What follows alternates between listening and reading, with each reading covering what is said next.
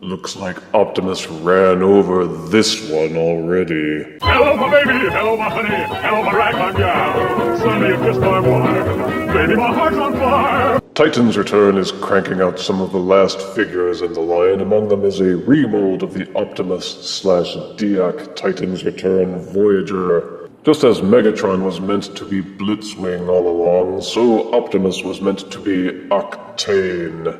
Yes, I know, Hasbro for some weird copyright reasons has named this figure Octone instead of Octane, which makes no sense.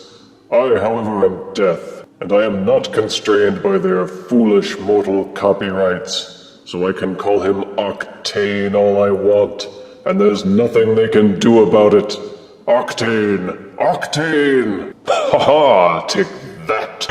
Anywho, the box is standard Titan's Return Voyager, except it looks like somebody took this one and ran it through one of those old-style clothes wringers. It was found by my minions at Target, and who knows what their employees were doing while they were unloading the truck. But who cares if the box is mangled? It's the figure we care about. We will find out together if the box provided adequate protection against whatever it was they were doing. The figure is plainly visible within, with character art on the front and side panel. The back has the normal Titan's Return diagrams and interaction instructions, as well as shots of all three modes. Newer figures are advertised at the side. The bio reads, "When Decepticon Octane unites with Murk, the results are toxic. With Murk, Decepticon Octane gains the ability to produce corrosive clouds of toxic fumes, capable of wiping out any bot in pursuit." Well, since this box has obviously had it, let us review the hopefully undamaged figure inside. Good news, everyone. It seems that the packaging protected Octane, even after massive slam dancing by the employees who unloaded him. There seems to be no damage to him. Out of box, Octane and Murk come with the instruction booklet, trading card with tech specs, 2 weapon accessories, and the Octane/Murk head Titan Master figure. To transform Octane's head into Murk, unfold him as with other Titan Master figures. He maintains a purple and grayish color scheme. The head will rotate and waggle slightly. The arms will swivel up. The hips will swivel up. And the knees will bend.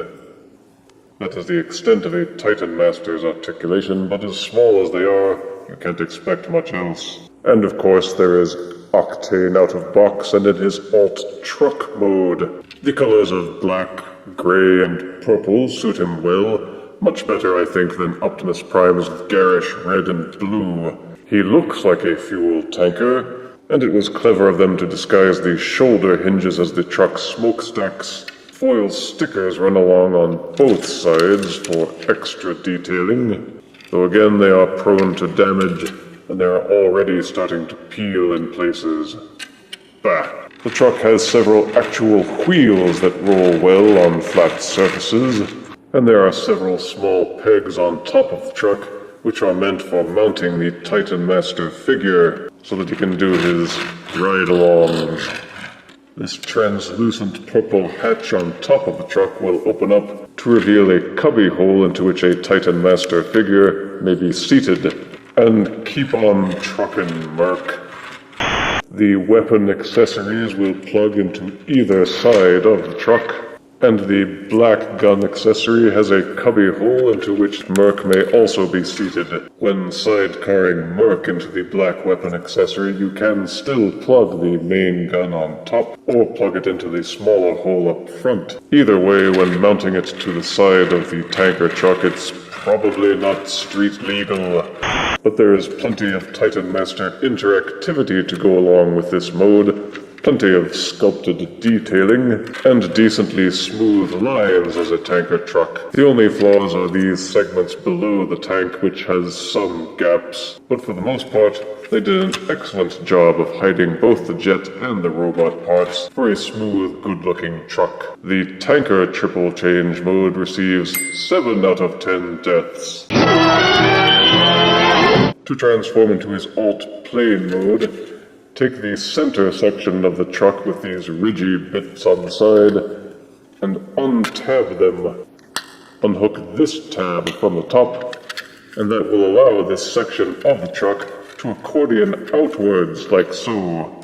Split apart the back of the truck, untabbing these sections here. You will see the plane wings are cleverly tucked inside the tanker truck, and kudos to them for engineering the wings in such a way that they are very well hidden. The wings tab into the truck side using this groove and this tab. Untab them, and once untabbed you may swivel them upwards, preparatory to laying them down to the side. You will see the plane nose cone hidden inside the back of the truck. Take these sections and swivel them sideways and outwards. This will give you the clearance that you need to swivel out the plane nose. Once it has been swiveled outwards, rotate it. Tab the nose cone and what was the truck part together like so. Once the plane nose cone has been flipped out, rotate these sections back where they were. Clamp the two halves of the tanker truck back together to form the main body of the plane. Tab the nose cone halves together as well. With the wings swiveled up like this, first fold one of them out sideways, facing opposite towards the plane nose cone. Then rotate the wing inwards so that it's lying on top of the plane. Once it has been rotated inwards like this, you will note another rotation hinge here. Flip the wing again outwards and rotate it back. Do the same with the other wing. The wings will tuck into these sections here to complete the transformation, but in order to get these halves closed back, it is easiest to rotate the wings back up and out of the way. Don't worry, they won't stay there. You may now take these halves and swivel them inwards on their hinges. You will note a tab here and a groove here. If they do not, it just means that the hip joints haven't tilted up properly. Rotate the hips upwards until the tabs are even and they slot into place. Same for the other side. Once they have been tabbed in, make sure that the tabs here are cinched together properly. You may then rotate the wings back down. You will see these grooves below the wing should align with this tab on the side of what was the truck. That will tab the wings firmly into place. Rotate the truck tire sections backwards. To complete the transformation, split apart the truck cab halves. Rotate them backwards until this tab and this groove join together. With the tail fins rotated up like this, you will note that there are grooves on the sides of this rotational hinge. They are meant to be pushed inwards until the tabs and the grooves marry up. Fold out the tail fins, tilt up this chest plate back flap to finish the back, and the plane transformation is complete. Looking from the top and down, the figure does look like a plane, but turn it around and the illusion is quickly destroyed. The truck arm parts are just flopped onto the side of the jet. The only attempt they seem to have made to hide them is to tuck them under the plane wings.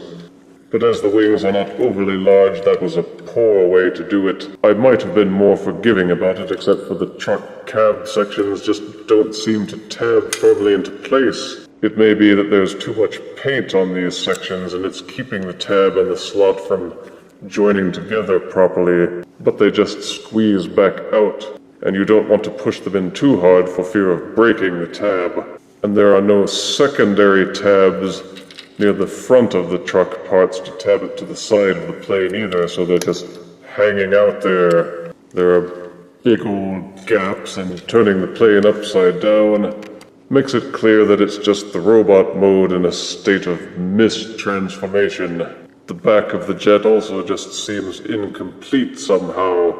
The lines don't end smoothly in the tail fin section. That said, the plane does interact with the Titan Master figure in a similar way to the truck, with mounting pegs and holes on the side to plug in the gun accessories. You can still place Murk in all the cubby holes and such that you could as a truck. If they could only have found a better way to deal with this, but the arm truck cab parts are just so visible, and visible as a truck cab split in half, that it was just bad. If it weren't for that, the play-in mode would be decent, but this lazy butt engineering gets 5 out of 10 deaths. To transform into a robot, untab the wings from the plane and flip them upwards again. Tilt the truck halves a slight upwards and out of the way. Then untab the sides of the plane and accordion them outwards. Rotate the bottom portions back outwards. Take advantage of them being in this position to flip out the robot feet. Spin the front of the nose cone so that it's inside out, then rotate them back inside the legs. But with the nose cone back inside, you may finish rotating the front shin leg portions back. Rotate out these side panel sections and hinge them downwards to complete the legs. Rotate down this chest panel. The front of the truck cab tabs into this groove here to keep it held into place. Untab those, then rotate the arm sections so that this panel is facing forwards. Flip the robot hands outwards from inside the truck cab. Rotate these sections down again until this tab and this groove join together. Then take what was the window portions for the truck and use this tab and these grooves to cinch them in place. Rotate the truck window portions until this gray section is facing forward on the arm. You will note that the legs are placed a little bit far back, but that is solved easily by snapping them forward on this sliding hinge. Rotate in the tail fin portions, then untab the wings from the back. Angle them so that they are lying flush to the back of the robot. Again, the wing sections are tricky, but do it a couple of times and you'll get used to it. Rotate the wing downward like so. Rotate the wing upwards on this secondary hinge until it is faced inside out again. Rotate it outwards. Rotate the assembly upwards again. You will now see this groove on the underside of the wing and this tab on the back of the shoulder assembly. Those two should meet and peg together. Repeat for both sides. Transform Murk into his head mode by folding him in half, then insert him into the peg hole on top of the shoulders.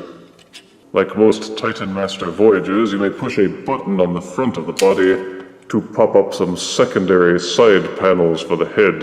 Octane redeems himself as a robot. The color scheme pleasantly mirrors his Generation 1 incarnation. He balances well if posed properly, although some proper heel spurs would have helped a lot. The truck cab sections, which were a glaring weakness with the plane mode, now become aesthetically pleasing arms with some cool shoulder pads. All the parts except the plane wings tab solidly into place, and otherwise remain where they should be. The wings don't tab in firmly, but that does mean that you can rotate them backwards, upwards, and downwards to arrange or angle them in any way that you think is pleasing. The panels at the side shoulder sections still don't tab in firmly, but for the time being, the friction of the shoulder hinge here does keep them held in place fairly well. There's some hollowness to the shins where the plane nose is tucked away, and where the hands fold into the forearms, but otherwise he seems quite solid with good heft. Besides the spring-up head panels, you can peg the guns into either hand, sidecar the Titan Master figure into the gun. The only thing really lacking is the waist rotation, but most of the Voyagers don't have them either, so at least Octane is not alone in his deficiency, and this mode earns 8 out of 10 deaths. Octane boasts good articulation, with everything that you would expect in a Titan Master Voyager.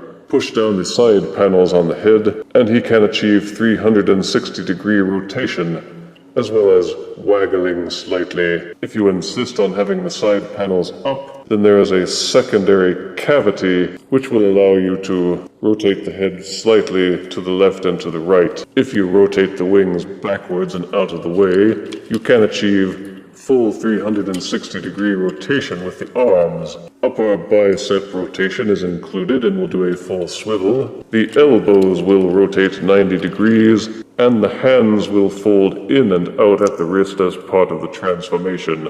Like most Titan Return Voyagers, there is no waist rotation, but the legs have a very robust dual hinge apparatus, which will allow the legs to kick forwards and backwards 180 degrees, as well as splaying outwards a full 90 degrees. Upper thigh rotation is worked in, and the legs will bend at the knees 90 degrees until the truck panels start getting in the way. The feet will tilt slightly up and down, and he has good center of balance, so all told you can get a number of excellent poses out of Octane. For size comparison, here is Titan Master Octane next to his wave mate Blitzwing. Here is Titan Master Voyager Octane next to Classic's Tankor. And here is Titan Master Voyager Octane next to a roll of duct tape. I prefer this mold as Octane rather than Optimus, having already gotten the boxy leader version of Optimus Prime. Those who may be similarly as tired of multiple Optimus Prime figures may wish to pick up Octane to round out their collection of updated classic triple changers. Octane fits in well among Blitzwing and Astro Train. Positive aspects include good sculpting and paint, good posability, and two good modes, the robot and the truck. Negative aspects include some weak tabbing, less than stable feet, the shoulder hinges won't tab in, and the plane mode is just a plane with the truck split in half and stapled under the wings. Terrible. Still, he is an upgrade over Generation 1, or even Classic's Tankor. The plane mode drags down his overall score, but he still earns 7 out of 10 deaths. Octane. If you refuse me, honey, you lose me, then you'll be left alone, oh baby, tell them all, and tell me I'm your own.